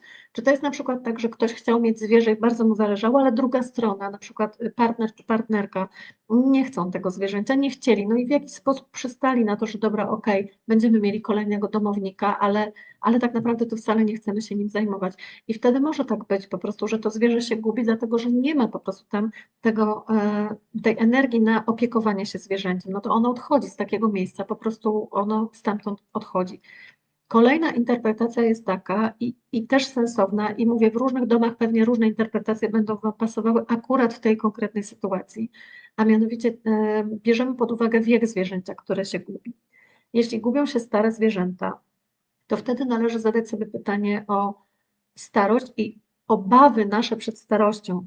I teraz, biorąc te sprawy bardzo tak dosadnie, no to zadamy sobie pytanie, czy jest obawa w opiece nad starym zwierzęciem. I jeśli ktoś nie chce opiekować się starym zwierzęciem, to ono po prostu gubi się, odchodząc, żeby stworzyć nam przestrzeń do tego, żeby tego nie robić. Czyli nasz konflikt powoduje, że zwierzę znajduje na nie rozwiązanie. Ale oczywiście jest jeszcze druga rzecz, którą należy tu zauważyć, a mianowicie taka, że znowu zwierzę może być po prostu symbolem konfliktu generalnego. I wtedy co? I wtedy patrzymy, czy jest jakiś konflikt w opiece nad starszą osobą w naszej rodzinie. Czy jest jakaś starsza babcia, czy dziadek, czy ciocia, czy wujek, to kim my się mielibyśmy opiekować? Nie ma takiej woli, ale temat gdzieś tam z tyłu głowy jest. I wtedy właśnie patrzymy na to, że zwierzę coś takiego pokazuje. Być może to są osoby w wieku starszym, mają stare zwierzę i ono się właśnie wtedy gubi. No i tutaj po prostu na takie konflikty związane z opieką nad starszymi sobie patrzcie. Jeśli chodzi o takie młode zwierzątka właśnie, które się gubią, to ja bym jeszcze zwróciła uwagę właśnie na to, że być może dzieje się tak w momencie, kiedy ludzie są w takim wieku, gdzie nie chcą poświęcać się opiece nad zwierzęciem. Czyli z jednej strony chcieliby mieć zwierzę, ale z drugiej strony już są na takim etapie, że na przykład własne dzieci dorosły i chcą mieć luz. I tutaj nagle takie młode, które cały czas wymaga uwagi i tak dalej, i tak dalej. Jeśli nie ma tej uwagi, to o czym mówiłam, o tej opiekuńczości właśnie, to w tym momencie to zwierzę może po prostu się stamtąd odsunąć. I to są te takie główne interpretacje, które możemy znaleźć w biologii. Mam nadzieję, że tutaj Wam te wskazówki pomogą. Każda inna następna to już jest sytuacja, która jest do rozważenia indywidualnie, gdzie należałoby po prostu popatrzeć sobie na programy, które były w przeszłości, na te cykle, które nam się pojawiają w życiu, na to, co się działo jeszcze w rodzinie wyżej. Choć oczywiście nie przesadzajmy też, to nie jest tak, że teraz musimy prześledzić historię wszystkich psów u pradziadka. Ja też jestem daleka od tego, żeby zwariować, absolutnie. Natomiast być może po prostu w dzieciństwie ktoś przeżył właśnie to, że te psy się gubiły, no i teraz bierze sobie swojego, on się znowu gubi, no to rozumiecie. Już wspomniałam o tym na początku tego live'a. Takie rzeczy łączymy ze sobą, łączymy kropki poprzez skojarzenia i uwalniamy emocje, które nam się w tym momencie odpalają, bo zawsze pewne skojarzenie, zawsze ten efekt, aha, to odchodziło. To jest właśnie coś takiego, co od razu pozwala nam na uwolnienie tych emocji na zewnątrz. No i teraz pytanie, na ile świadomie je zauważymy i na ile świadomie się nimi zaopiekujemy, co tutaj się właśnie w tej sytuacji wydarzy. Ok. Co mam jeszcze tutaj dalej zaznaczone? Lęk przed psami, lęk przed kotami. Z jakiegoś powodu coś takiego się nam może pojawiać. Czy to będzie dziecko, czy to będzie dorosły, my mamy prawo bać się różnych zwierząt, ale oczywiście w jakiejś uzasadnionej granicy, bo teraz chcę rozróżnić dwie rzeczy. Jak idziesz na spacer do lasu i wyskakuje na ciebie dzik, albo wilk, albo lis, jakieś inne zwierzę drapieżne, które może zrobić ci krzywdę, to jest bardzo naturalne, że się boisz, bo to jest odruch, który w nas się budzi, aby zachować swoją suwerenność, aby po prostu uciec przed niebezpieczeństwem. My mamy po prostu poczuć strach i mamy spieprzać. To jest samozachowawcze. Natomiast jeżeli jest tak właśnie, że idziesz do kogoś do domu i po prostu totalnie boisz się jakiegoś kota czy psa, no to sprawdź sobie właśnie swoją historię z przeszłości, gdzie było jakieś zderzenie z psem czy z kotem, które było dla ciebie niebezpieczne i zagrażające. Bo zdarza się czasem, że zwierzęta atakują i być może ktoś był w przeszłości pogryziony przez psa albo przez kota, czy podrapany, czy był świadkiem tego, że na przykład zwierzę rzuciło się na kogoś innego, ale nasz mózg nie odróżnia tego, co dzieje się nam samym w stosunku do tego, co dzieje się drugiemu człowiekowi i zawsze przyjmuje to też do siebie, więc jeśli na przykład dziecko w przedszkolu było świadkiem tego, że jakiś kot rzucił się na kolegę i go mocno podrapał, znam taką historię, no to oczywiście będzie miało później prawo bać się każdego innego kota, bo skąd wiesz, że się nie rzuci na mnie, nie? Nie wiemy tego, więc na wszelki wypadek można się bać. I w ten sposób rodzą się fobie. Ja bym bardzo uwrażliwiała tutaj każdego na odnalezienie tej pierwszej przyczyny, tego pierwszego kontaktu, który był ze zwierzęciem i oczywiście odróżniamy to od alergii, bo to nie jest to samo co uczulenie na przykład na śmierć zwierzęcia, tam mówimy o rozstaniu, o rozłące i tutaj odsyłam do tego webinaru o alergiach, tu mówimy o fobii, czyli o tym, że pojawia się strach, pojawia się lęk. No i właśnie teraz pytanie, jakie było zagrożenie, jaka była sytuacja, gdzie ten lęk się po prostu miał prawo ujawnić i to jest przetrwałe. No niestety, ale powiem to wprost. Praktyka, znaczy nie, że niestety, że to powiem, tylko niestety dzieje się tak i praktyka pokazuje, że czasem właśnie te lęki, które niesiemy w sobie w formie fobii, to są lęki przeniesione z poprzednich wcieleń. O czym nauczyłam się i dowiedziałam i sprawdziłam i przekonałam wiele razy w czasie mojej pracy metodą Hidden Mind, o czym biologia totalna nie uczy, bo my z tym nie pracujemy, ale ja wiem, że tak może być, więc dlatego poszerzam naszą świadomość, dlatego ja nie do końca utożsamiam się tutaj z nazwą biologii totalnej jako swojej metody, którą pracuję, tylko mówię zawsze uzdrawianie przez świadomość, bo my musimy jeszcze szerzej patrzeć na pewien kontekst.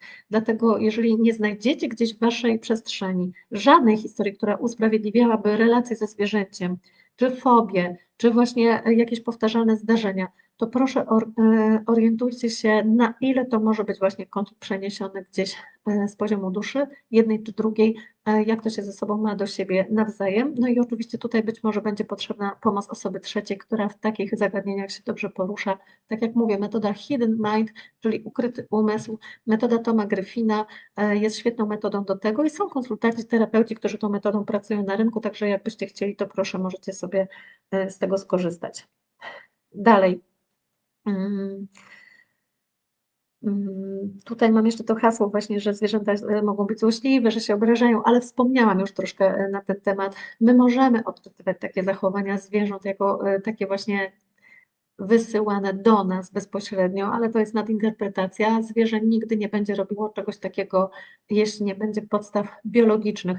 No dobra, jeśli dodamy tam trochę uczucia, dodamy tam trochę charakteru jakiegoś pieska czy kotka, okej.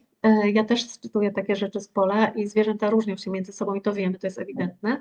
Natomiast zawsze w podstawie, gdzieś tam pod spodem, popatrzcie sobie na te potrzeby, o których mówiłam na początku live'a.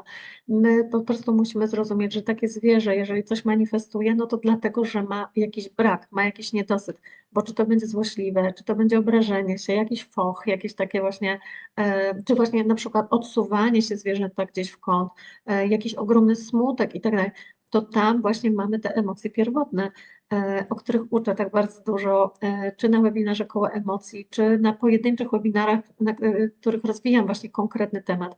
Tak, zwierzęta też mogą być depresyjne, tak, zwierzęta też mogą mieć swoje smutki, swoją jakąś niedokończoną żałobę. One mogą przez to wszystko przechodzić i my możemy im pomóc to uwalniać. Za chwilę powiem, jak to wszystko uwalniać. Już tutaj właśnie moja pierwsza godzinka minęła, także wiem, że nie mogę długo przeciągać, ale jeszcze ta chwila na to, żeby dać narzędzia tutaj do tej pracy własnej jak najbardziej. Więc teraz tak, jak właśnie widzimy, że zwierzę cierpi, że ma jakiś konflikt wewnętrzny, to dobrze jest umieć sprowadzić to do emocji pierwotnej i zobaczyć, w czym rzecz. Dlatego, że wtedy możemy bardzo szybko i trafnie zareagować na pracę z tą emocją pierwotną. Jeśli zwierzę się złości, jest sfrustrowane, właśnie złośliwe, jakieś bardzo mocno pobudzone, no to wiemy, że idzie w kierunku złości. Czyli właśnie patrzymy wtedy na brak, na to właśnie, co zwierzę sobie rekompensuje i czego potrzebuje do tego, żeby mogło się wyciszyć. Jeśli zwierzę jest w jakimś smutku, to znaczy, że nie pogodziło się z rzeczywistością, to znaczy, że nie weszło w teraźniejszość, tylko żyje przeszłością i tam jest po prostu jakaś strata, której doświadczyło i ono cały czas tą stratę przeżywa. Jeśli jest jakiś lęk, o czym będę mówić na webinarze o lęku gdzieś za miesiąc, czy jakoś tak, to jest konflikt kierunku, zwierzę po prostu boi się, ono nie ma rozwiązań na różne sytuacje, które gdzieś przed nim czyhają. Na przykład są zwierzęta, które boją się malutkich dzieci. No bo małe dzieci wkładają palce do oczu albo do odbytu, albo że szarpią za włosy, za uszy czy za skórę.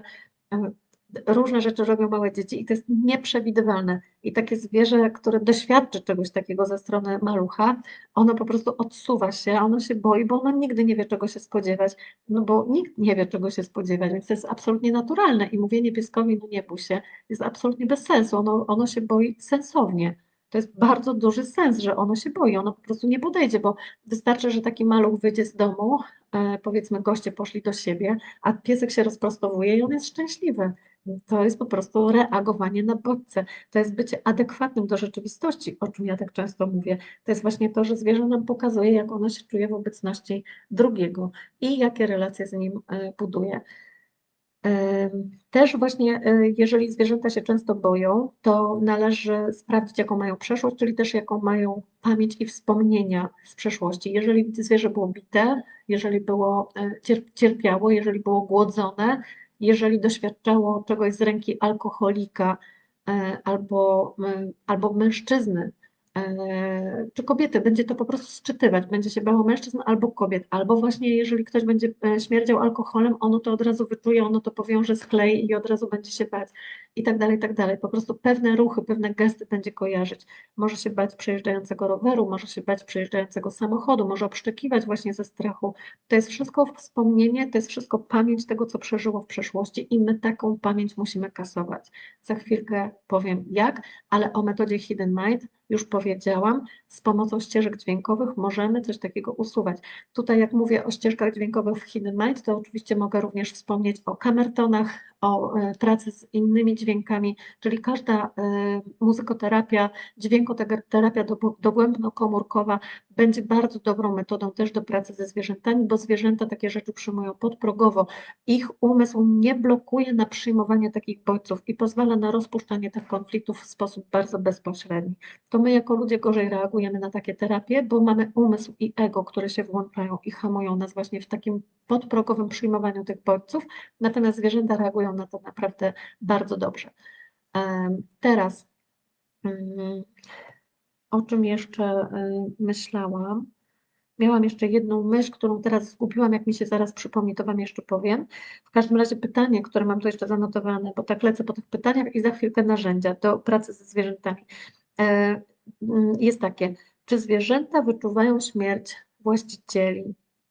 I odpowiedź brzmi tak, oczywiście. One mają zupełnie inaczej wyostrzone zmysły, inaczej postrzegają rzeczywistość, postrzegają też świat duchowy, ten niematerialny, niefizyczny, wyczuwają obecność różnych dusz, różnych bytów, różnych takich, no właśnie, stref energetycznych, które nas otaczają, których my jako ludzie nie jesteśmy w stanie rozpoznawać, ani nawet często wyczuwać. Psy bardzo często szczekają w pomieszczeniach i my nie wiemy dlaczego, ale one widzą coś, czego my nie widzimy. Możemy to nazwać duchami.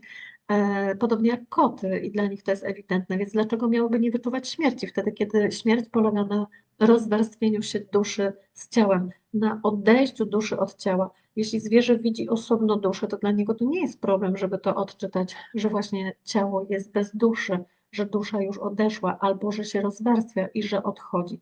Absolutnie tak, potwierdzam to i myślę, że wszelkie nauki duchowe, wszelkie nauki wschodu by to potwierdziły razem ze mną teraz. Dalej, jeśli chodzi o dzikie zwierzęta, to też tutaj właśnie było parę pytań. One będą przeżywały swoje własne konflikty, one nie będą ściągać konfliktów po ludziach, dopóki są dzikie i nieudomowione. W momencie, kiedy zacznie się proces udomawiania, na przykład czasem dzieje się tak, że ktoś przynosi jakieś zwierzę z lasu, jakiegoś bociana ze złamanym skrzydłem, jakąś małą sarenkę, która straciła mamę i tak dalej, to te zwierzęta, one zaczynają żyć w naszym środowisku, czyli też w takim naszym biopolu i zaczynają ściągać i sczytywać po prostu pewne sygnały i one mogą wchodzić w te programy, które dają im gospodarze, czy właśnie właściciele takich zwierząt, czy no nie wiem, może po prostu ci opiekujący się nawet tymczasowo, tak jak są wolontariusze czasem w schroniskach dla zwierząt, czy w takich właśnie ośrodkach leśnych, czy zoologicznych, w których te zwierzęta się ratuje. Tak, z taką konkretną osobą zwierzę może być przez chwilę połączone i może pewne rzeczy ściągać.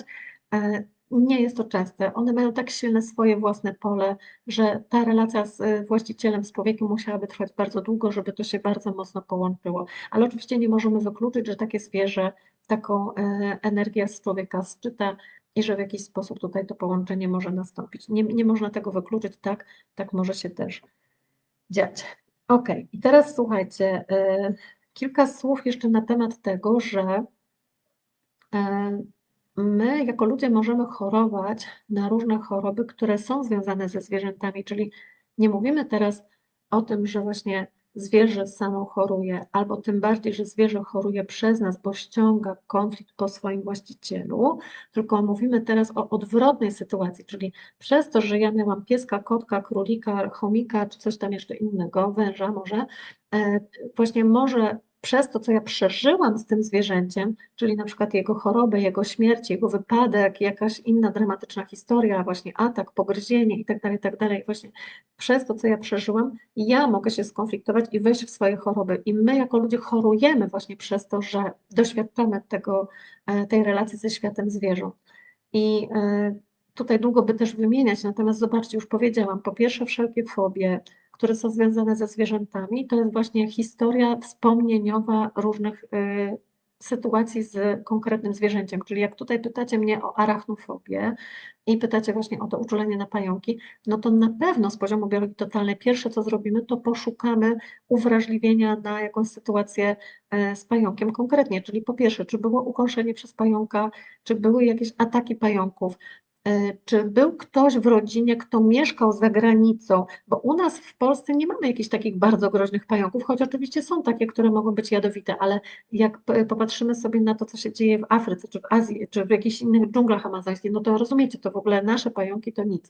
Natomiast są osoby, które migrują czy podróżują i mogły mieć gdzieś na wyjeździe za granicą różne przygody z pająkami i znam kilka takich historii, potem wracają tu do Polski i to jest na przykład nasza mama albo babcia, pułapka i do głowy nam nie przychodzi, że ona taką historię przeżyła lata temu, a my się dzisiaj tutaj boimy pajączka, nie? I tam nie możemy z kuchni wyjąć takiego długonogiego, który wiemy, że nic nam nie zrobi. No tak, ale pająk to pająk i nasz mózg wie, że właśnie tutaj z pająkiem historia była i włos się jeży na głowie i właśnie odsyła nas do tej historii matki czy babki, która w Afryce gdzieś tam, no wiecie, może tarantula, może coś tam jeszcze innego. Także patrzcie sobie właśnie też i na takie powiązania, bo gdzieś tutaj nawet pod postem było napisane, że ktoś właśnie coś takiego odkrył po jakimś tam jednym moim pytaniu, że no tak, rzeczywiście był ktoś w Afryce. No to rozumiecie, że my musimy takie rzeczy też brać pod uwagę. Pająk ogólnie, jakbyśmy chcieli pójść w symbolikę, to powiemy, że ma dwie takie główne konotacje.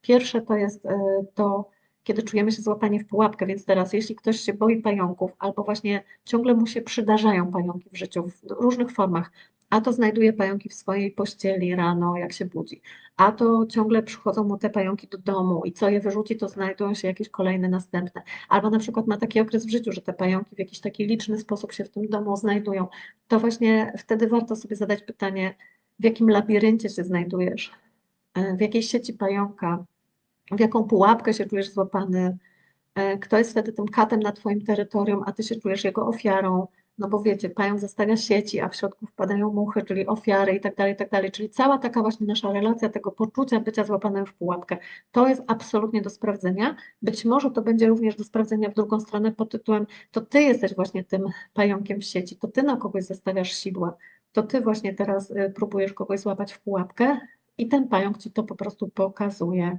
No bo ani jedna, ani druga forma odchyłu od równowagi nie jest prawidłowa, ani kat, ani ofiara to nie jest równowaga i harmonia w naszym życiu, o czym przecież opowiadam na webinarze Kat i ofiara, to już też przecież wiecie, 5 godzin gadam na ten temat, więc już dzisiaj nie. I to jest właśnie do zrobienia, jak to się mówi kolokwialnie. My mamy wyjść z takiej nierównowagi, więc ani nie masz się czuć być złapany w pułapkę, ani nie masz nikogo w tą pułapkę łapać. To ma bardzo duży związek z pasożytnictwem, o którym dzisiaj nie mówiłam, a przecież nasze zwierzęta bardzo często mają różnego rodzaju pasożyty, odrobaczamy te nasze zwierzęta domowe, bardzo często ich choroby są spowodowane pasożytami, a zwłaszcza wszelkie torbiele, wszelkie guzki, wszelkie problemy ze skórą, niegojące się rany, to są wszystko pasożyty. Badajcie te swoje zwierzęta w biorezonansie, róbcie testy diagnostyczne, szukajcie dobrych klinik weterynaryjnych, gdzie można zrobić naprawdę porządne badania, nie tylko jakieś takie pobieżne, żeby tym zwierzętom faktycznie pomagać, bo po prostu jest to przejaw pasożytnicy. I teraz, jeżeli chodzi o pasożyty u zwierząt, no to oczywiście one pojawiają się w momencie, kiedy zwierzę jest skonfliktowane, ale my naprawdę nie możemy tego interpretować tak 1 do 1, bo wiecie, że zwierzęta inaczej jedzą, inaczej się zachowują w przyrodzie, więc ich narażenie się na pasożyty ze środowiska jest zdecydowanie wyższe niż u nas, u ludzi, więc ta interpretacja mogłaby być też trochę nadużyciem i ja też nie chcę przegiąć, po prostu tak wygląda świat, jeden zjada drugiego i zawsze chodzi o to, żeby pozyskać jak najwięcej białka. Białko jest najwyżej energetyczne, choć nie mówię o kaloriach tutaj w tym momencie, ale jest najtrudniej pozyskiwalne w przyrodzie. Dużo łatwiej jest zdobyć węglowodany, dużo łatwiej jest zdobyć tłuszcze niż białko, więc jeżeli chodzi o pasożyty, to tutaj na to sobie zwracajcie uwagę. Teraz, jeśli chodzi właśnie o te choroby, które mamy w związku z konfliktami ze zwierzętami, o pająkach powiedziałam jedno, a jeszcze powiedziałam, że będzie drugie. Druga symbolika pająka to jest napisz książkę. Czyli wyraź i napisz to wszystko, co gdzieś masz w głowie, że właśnie, a może chcesz napisać tą pracę doktorską czy magisterską, albo właśnie swoją książkę, no cokolwiek masz ochotę właśnie teraz napisać, to serdecznie proszę, zrób to. Pająk przychodzi po to, żeby ci przypomnieć, że masz to po prostu zrobić. Choćby był to mały post na Facebooku, choćby był to list, czy mail, czy SMS, po prostu to napisz. Napisz i zobaczysz, że temat z pająkami minie. Tak powinno być, zwłaszcza jeśli już nie ma tego konfliktu bycia w labiryncie. Okej, tyle jeśli chodzi o symbolikę pająków, tyle jeśli chodzi o arachnofobię, czyli generalnie o fobię, bo na tym przykładzie pokazałam właśnie, jak możemy z tym pracować i oczywiście tutaj teraz można by uruchomić wszelkie inne fobie, ale to nie ten live, ja idę dalej. Jeśli chodzi o te choroby, które my możemy mieć w związku z sytuacjami ze zwierzętami, to następną jeszcze, którą mogę dziś powiedzieć, która mi przyszła do głowy, jest daltonizm. Nie twierdzę, żeby była jasność, że daltonizm jest związany z sytuacjami ze zwierzętami zawsze, ale może być, i dlatego to pokazuję, bo teraz zobaczcie, bardzo często w przypadku daltonizmu nie rozpoznajemy barw albo wszystkich, albo wybranych, ale jeśli wybranych, to na pewno nie widzimy koloru czerwonego, to w pierwszej kolejności. Nie rozróżniamy czerwonego od zielonego, czy czerwonego od niebieskiego i właśnie dlaczego? Dlatego, że jeśli gdzieś w przeszłości był widok krwi, która jest czerwona, a krew na zewnątrz zawsze dla mózgu automatycznego jest ostrzeżeniem, bo mówi o zagrożeniu życia bezpośrednim, to w tym momencie mózg może w następnym pokoleniu u kolejnej osoby w rodzie wyprodukować daltonizm po to, żeby wyeliminować trudne wspomnienie rozlewu krwi. Cokolwiek tym rozlewem krwi by było, ale właśnie być może była jakaś hemofilia i ta krew po prostu pojawiała się gdzieś tam w jakiejś rodzinie na co dzień. Być może doszło do jakiegoś modu, być może był jakiś bardzo dramatyczny, tragiczny wypadek samochodowy, w którym też właśnie było widać zmasakrowane ciała, czy jakikolwiek inny wypadek, może wypadek w polu, te maszyny rolnicze, jak się czasem słucha, no tragedie, to właśnie jeśli gdzieś ktoś właśnie był świadkiem takiego obrazu, to potem rozumiecie, co robi. Zaczyna to kolorować na szaro. Eliminuje to czerwone właśnie po to, żeby już nie budzić tam tego wspomnienia. I takich wspomnień możecie sobie szukać w rodzie w przypadku daltonizmu. Oczywiście, tak jak mówię, to nie tylko są te wspomnienia, być może tam przy daltonizmie jeszcze należy szukać innych sytuacji dramatycznych, które właśnie były związane z konkretnym kolorem i tutaj ja muszę wiedzieć, jaki to jest kolor, którego ktoś nie rozpoznaje, żebym mogła iść właśnie dalej później w interpretację tego daltonizmu, który się pojawia, ale ten czerwony jest najczęściej i właściwie wszystkie przypadki, z którymi w życiu pracowałam, zawsze sprowadzały się do tego dramatycznego rozlewu krwi i trudnego widoku z tą krwią związanego. Mam nadzieję, że Wam pomoże. Kolejna rzecz, która jeszcze tutaj właśnie może Wam się przydać, to jest jąkanie. Często się zdarza tak, że jąkanie pojawia się w ułamku sekundy jako reakcja lękowa na zagrożenie. Czyli w chwili, kiedy ktoś, najczęściej dziecko, chce się wypowiedzieć, ale przychodzi jakiś zagrażający bodziec, który działa wektorem przeciwnym, to wtedy znosi po prostu ten nasz wektor, nie da się wypowiedzieć, zacinamy się w mowie, mózg chce dokończyć wypowiedź, chce dokończyć słowo, które zaczął mówić, ale zaczyna się jąkać, bo po prostu już nie może dokończyć tego. Już idzie inny bodziec, który jest przeciwny. I teraz bardzo często są to właśnie ataki zwierząt. Nie mówię, że zawsze, ale właśnie dziecko, które przestraszyło się psa, dziecko, które zostało ugryzione przez psa, albo właśnie jakaś tam inna podobna historia, to są właśnie często te sytuacje, do których należy dotrzeć. Jeszcze raz, tam może być bardzo dużo innych interpretacji, natomiast dziś jesteśmy właśnie przy zwierzętach, więc to pokazuje, bo może komuś akurat jeszcze takie skojarzenie pomoże. Oczywiście jak mówimy o alergiach na kocią sierść, czy na psią, w ogóle na zwierzęcą sierść, to również patrzymy sobie na historię rozłąki właśnie z tymi zwierzętami. O tym mówię na webinarze o alergiach, to tam sobie poszukajcie więcej informacji.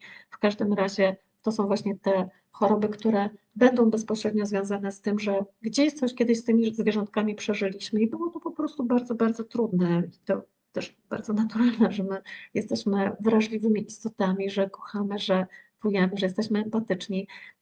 Wiem oczywiście, że nie wszyscy z nas, nie wszyscy w tym społeczeństwie, ale ci, co właśnie tak czują, będą mocniej to przeżywać i w związku z tym też mogą się czuć skonfliktowani i potem na swoim ciele pokazywać te konflikty, czyli po prostu chorować. No i teraz to zasadnicze pytanie. Okej, Madzia, no tak dużo powiedziałaś, właśnie zwierzęta mogą chorować, przeżywają różne konflikty, szukamy właśnie, a co moje zwierzątko w takiej sytuacji czy w innej, co teraz mogę z tym zrobić? I jest ten moment, gdzie ja bym chciała podać kilka narzędzi, jak pracować ze zwierzętami. Bo zwierzę to też człowiek, a zwłaszcza nasze domowe. Może to być koń ukochany, to może być właśnie nawet żółw, który nie wiesz, czy słyszy, czy nie słyszy, albo wąż, przecież wąż nie ma uszu, więc też nie wiesz. Ale pierwsze, co robimy, to ze zwierzęciem rozmawiamy. Czyli nasze uświadomienie sobie konfliktu, nasza praca własna z poszukiwaniem tej przyczyny choroby, z tym dociekaniem do tego efektu, aha, to o to chodziło, jest bardzo dużą pracą w polu energetycznym, która rozjaśnia to pole tajemnic, bo uświadomienie to świadomość, czyli światłość, czyli rozjaśnienie z pomocą światła tego, co było tajemnicą, czyli co było ciemnością. I to, że my tą pracę robimy za zwierzę, dla zwierzęcia, czy dla całego naszego systemu domowego, to jest właśnie już coś, co wchodzi właśnie w to pole. I o tym można zwierzęciu mówić. O tym można rozmawiać. Słuchaj, to była taka historia. Zostałeś właśnie zabrany ze schroniska, tam ci było źle, tam czułeś się zagubiony, przelękniony, niedożywiony, w zagrożeniu przed innymi zwierzętami, ale dłużej już to nie trwa, już ciebie to nie czeka, nie oddamy cię, zostajesz z nami. Zapomnij tamtą historię i to zwierzę, gwarantuję wam, że ono te informacje przyjmuje, ono zaczyna to rozumieć i oczywiście pewne odruchy jeszcze w nim zostaną. Instynkt na pewno, jeszcze będą jakieś nawyki i jeszcze będzie pamięć komórkowa, która w takim zwierzęciu drga, ale z tym możemy pracować i jeszcze zaraz Wam pokażę jak. Natomiast już to zwierzę dostaje w pole po prostu informację, że ktoś się tym zajął, że pewna porcja tego cierpienia została uświadomiona, czyli została uwolniona z tej całej przestrzeni i zwierzę niesie tego w sobie mniej. Oczywiście to byłoby takie trochę idiotyczne, żeby zwierzęciu tłumaczyć, słuchaj, fajerwerki w Sylwestra, w ogóle tam się nie przejmuj, nie, to w ogóle nie, bo zwierzę słyszy huk, bo widzi wystrzały, bo po prostu tego nie rozumie, jest noc, w nocy się śpi, to też jest to, jak działa nasza szyszynka, melatonina, która się wytwarza, to zwierzęciu nie wytłumaczysz, że jest Sylwester, bo akurat jest dzisiaj 31 grudnia, ono się po prostu boi. I w tym momencie, w takich sytuacjach, po pierwsze należy wyeliminować bodziec, co tutaj, jak niektórzy pisali, po prostu polega na pójściu z psem do łazienki i spędzaniu Sylwestra za drzwiami w łazience albo w wannie nawet, bo też takie przypadki znam, bo to jest po prostu jedyne, co pomaga i co działa. No to okej, jeśli tylko w ten sposób można te bodźce wyeliminować, no to robimy to, co można. Natomiast samo takie gadanie, samo mówienie do uszka w ramach szeptanek może być po prostu za mało i to jakby ja też sobie z tego zdaję sprawę i nie jestem głupia, żeby Wam tutaj takie rozwiązania podpowiadać. Ale jeżeli rozwiązujecie, właśnie odnajdujecie takie konflikty, gdzie można temu zwierzęciu powiedzieć, że okej, tak, do tej pory byłeś sam, piesku mój kochany, a teraz przyszedł tutaj kotek i będziecie razem żyć właśnie na tym terytorium. Wiem, że nie do końca ci to pasuje, ale choć spróbujemy, może się da to pogodzić, no bo właśnie tutaj z jakiegoś powodu właśnie teraz nasza rodzina się poszerzyła, to zwierzę stopniowo też pewne informacje przyjmie. Oczywiście, jeśli jest jakiś konflikt między tymi zwierzęciami, to należy też rozwiązywać ten konflikt bezpośrednio i tutaj odsyłam do behawiorystów, psich czy kocich, to jest naprawdę fantastyczne, że my w ogóle w dzisiejszych czasach mamy takich specjalistów, którzy potrafią interpretować te zachowania, żeby dowiadywać się, co jeszcze bardziej za tym stoi. Natomiast zasadniczo w rodzinie, która nie jest skłócona, gdzie nie ma konfliktów między małżonkami czy między rodzicami a dziećmi, te zwierzęta powinny sobie utrzeć swoje drogi i mieć swoje miejsca, czyli swoje rewiry takie, gdzie nie wchodzą sobie w drogę i one powinny się móc ze sobą pogodzić i najczęściej tak się właśnie dzieje w rodzinie, gdzie jest miłość, gdzie jest zgoda, tak się dzieje zawsze. Więc jeśli gdzieś zwierzęta ze sobą się nie mogą dogadać, to trzeba spojrzeć na to, gdzie ludzie się ze sobą nie mogą dogadać i co nam te zwierzęta pokazują. Teraz drugą metodą, którą też, nie wiem, drugą albo już 22, którą pokazuję właśnie, która jest świetna do pracy ze zwierzętami, jest terapia kwiatowa doktora Bacha, którą ja kocham, uwielbiam, którą stosuję od lat, którą znam od bardzo dawna. Jestem po kursach szkolona, sama robiłam z tego warsztaty i kto mnie zna jeszcze z Kuźni Zdrowia, to pamięta, że zawsze stało u mnie takie mikrolaboratorium tych kwiatowych esencji doktora Bacha, a ja sama robiłam mieszanki tych kwiatów właśnie takie, które miały za zadanie uwalniać emocje i pomagać ludziom, ale też i zwierzętom, ponieważ można robić te mieszanki dla zwierząt także i do czego właśnie bardzo serdecznie Was dzisiaj zachęcam. I jeśli chodzi o taki gotowy preparat, to jest Rescue Remedy RR, albo w innej firmie nazywa się to Pierwsza Pomoc, krople pierwszej pomocy, ale tak naprawdę najbardziej znane krople Bacha na naszym rynku to są krople firmy Nelson i tam się to nazywa Rescue Remedy, to jest taka żółta buteleczka i jest wersja dla zwierząt z taką łapką psią na okładce i w ten sposób właśnie rozpoznacie, że to jest dla zwierząt, że tam nie ma alkoholu. To jest robione na glicerolu właśnie po to, żeby było dla zwierząt bezpieczne, aczkolwiek ja chcę powiedzieć, że nawet jeśli byłyby to krople na alkoholu, a stosuje się to w ten sposób, że dwie kropelki, maksymalnie 4 podajemy na łyżeczkę i możemy to zrobić na łyżeczkę z ciepłą wodą, a nie z zimną, to wiemy, że alkohol wtedy na takiej gorącej wodzie odparuje. Można sobie po prostu takie kropelki przez chwilę przestudzić i podać psu czy kotkowi przestudzone i wtedy na pewno tą temperaturą nie zaszkodzimy, a właśnie w tych kropelkach pomożemy. Można te krople podawać również do miski z wodą i zwierzę po prostu sobie z takiej miski wypije i znowu, jak tam nawet będzie odrobina tego alkoholu w tych 2 kroplach, to nie przejmujcie się tym proszę za bardzo, zwierzę sobie z tym poradzi, ale gdyby to był jakiś bardzo duży problem albo nie wiem, powiedzmy taki bardzo młody kociak czy młody szczeniaczek i nie chcemy tutaj właśnie zaszkodzić, to zawsze możemy zastosować takie krople przez skórę, czyli zewnętrznie, poprzez wcieranie albo w łapki, tu gdzie jest właśnie delikatne ciałko, albo gdzieś w jakiejś innej części, być może w okolicy bólowej, natomiast oczywiście nie stosujemy tych kropli na otwarte rany, to na pewno, no ale tak naprawdę mi się wydaje, że ta forma doustna byłaby tutaj najszybciej działająca i no, taka najbezpieczniejsza.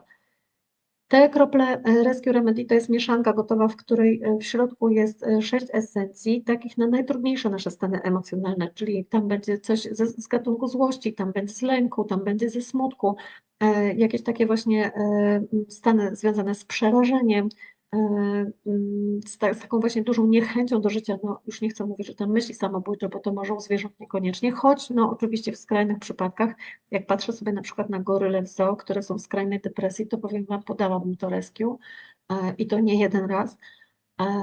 No, ale to dygresja. Natomiast są jeszcze inne esencje, które są jakby poza tą mieszanką Rescue Remedy. W sumie tak naprawdę dr Bach wymyślił ich ponad 38. I wtedy, kiedy zwierzę ma inne problemy, na przykład z adaptacją do nowego miejsca, można podać orzech włoski, którego w tym Rescue Remedy nie ma. Po prostu stosujemy wtedy osobną esencję, pojedynczą esencję, ale właśnie w konkretnym celu. Tą esencję orzecha włoskiego możemy podawać dzieciom wtedy, kiedy nie mogą się zaklimatyzować w przedszkolu, dorosłym wtedy, kiedy są w trakcie procesu jakiejś bardzo dużej zmiany życiowej, na przykład przeprowadzki albo rozłąki, rozwodu i tak dalej, i tak dalej. Po prostu pomagamy sobie wtedy w tej adaptacji. Zwierzęta na to świetnie reagują. Jest to bezpieczne, nie łączy się z żadnymi lekami, nie wpływa na żadne inne szlaki metaboliczne, a tylko i wyłącznie na transformację samych emocji. Krople Bacha działają w ten sposób, że rozpuszczają w nas pewne stany, pewne uczucia i pewne emocje. Trochę działa to tak, jak topi się śnieg pod wpływem wyższej temperatury. Bierzesz kropelki, a to sobie samo znika i po jakimś czasie myślisz, o, no tak, kiedyś to było, ale teraz już tego nie ma. I tak właśnie to działa też u zwierząt, a zwierzęta działają na takie rzeczy naprawdę bardzo szybko, także ja serdecznie zachęcam do tego, żeby sobie właśnie też w ten sposób pomagać.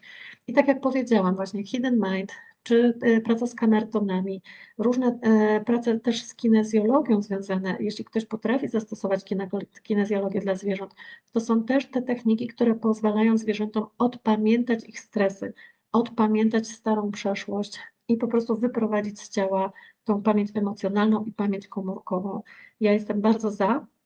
Oczywiście wymaga to jakiegoś zaangażowania, no ale z drugiej strony, jak patrzymy, jak zwierzę choruje czasem miesiącami albo latami, no to może opłaca się właśnie takiemu zwierzęciu pomóc raz na zawsze, raz a dobrze właśnie po to, żeby później do tych historii nie wracać. I kochani, ja patrzę sobie teraz na to, co się tutaj dzieje. Jeszcze ktoś tam pyta o mole. O molach mówiłam na webinarze o pasożytach. To sobie wejdźcie właśnie tam. Jeśli w ogóle pytacie mnie o pasożyty, o myszy, o mrówki, to wszystko było na webinarze o pasożytach. Ten webinar cały czas jest dostępny na mojej stronie. Cieszę się dużym bardzo powodzeniem, bo okazuje się, że temat pasożytnictwa w naszym życiu jest naprawdę bardzo duży, zwłaszcza w świecie, w którym mamy mnóstwo narcyzów, psychopatów i socjopatów. Także tak, poczytajcie sobie, posłuchajcie sobie, myślę, że Wam to bardzo, bardzo pomoże. Jeśli chodzi o samą pracę ze zwierzętami dzisiaj, to ja chcę powiedzieć, że